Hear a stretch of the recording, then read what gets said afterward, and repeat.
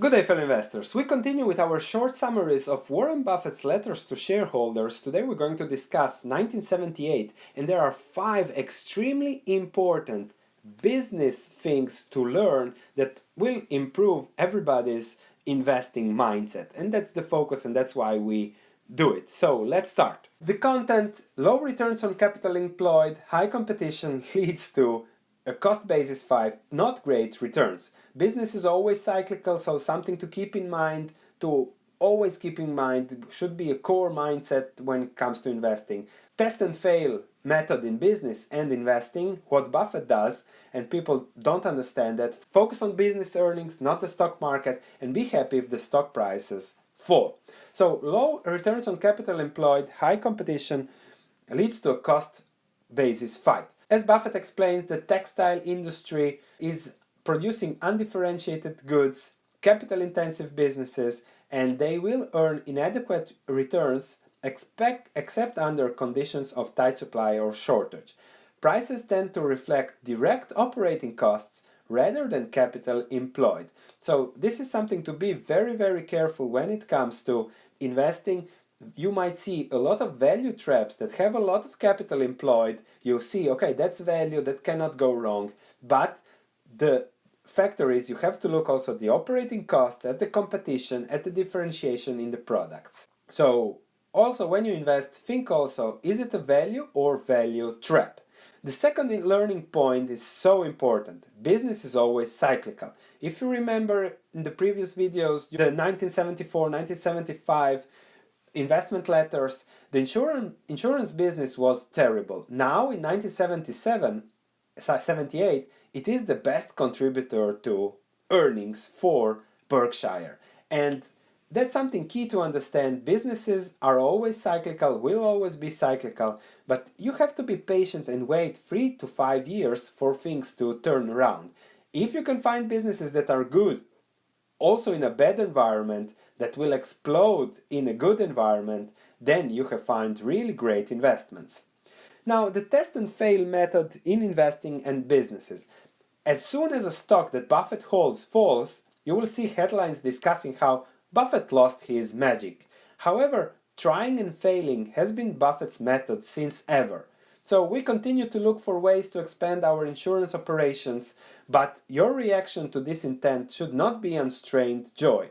Some of our expansion efforts, largely initiated by your chairman, have been lackluster, others have been expensive failures. So the key here is to understand, you invest, the maximum you can lose is 100% of you invest, and the maximum you can gain is unlimited. A good example is Coca-Cola. Now everybody is attacking Buffett for Kraft Heinz, but compare it to Coca-Cola. What he invested in 1989-88, now he's getting a 60% dividend yield on the initial investment. So think of the cash flows Coca-Cola is generating for Buffett through that dividend yield per year, 60%. So he invested later in Kraft.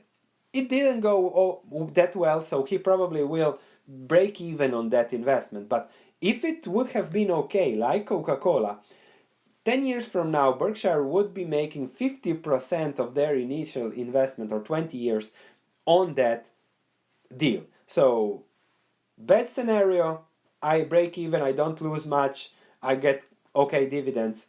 Positive scenario, my returns over the long term are simply unlimited. Always keep that in mind when it comes to investing. And don't be sad.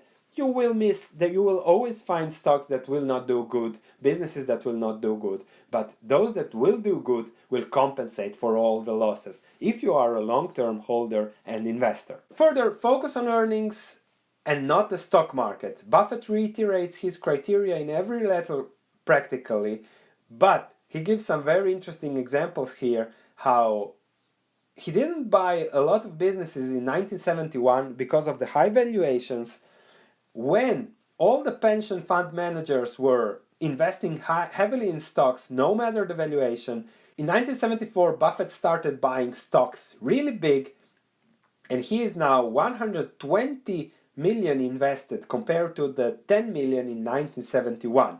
So extreme investments when there are opportunities, and the opposite of what the market does, what the market did, and what the market will do.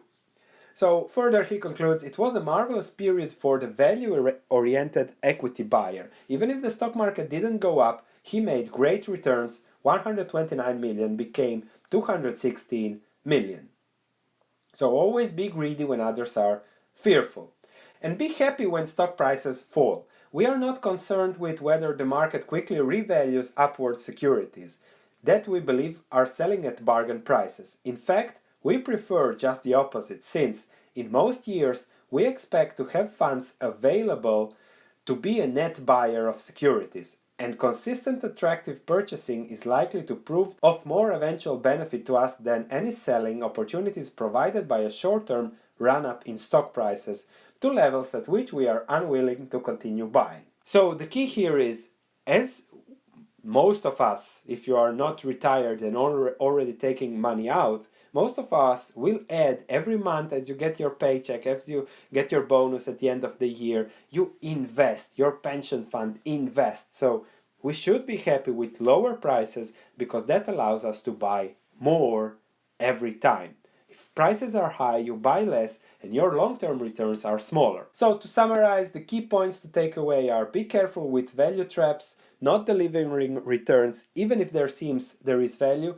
Businesses will always be volatile and never linear. Keep that in mind and be patient for a few years in the cycle. Don't be afraid to make mistakes. Just make sure to be able to play the game tomorrow too. Focus on earnings. Be happy if stock prices don't go up for longer.